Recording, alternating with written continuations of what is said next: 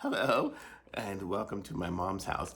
And I don't know, what's the difference between Junior Mints and York Peppermint Patties? I don't know. Let's check and see if we can taste the difference.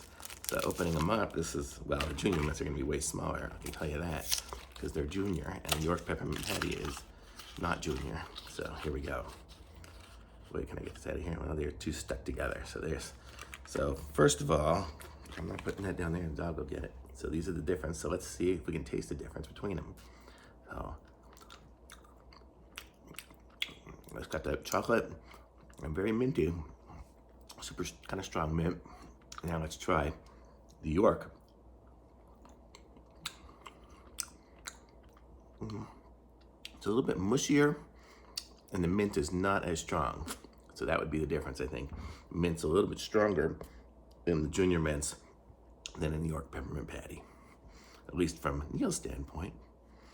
I guess that's all I have to say. Thanks for watching. Bye.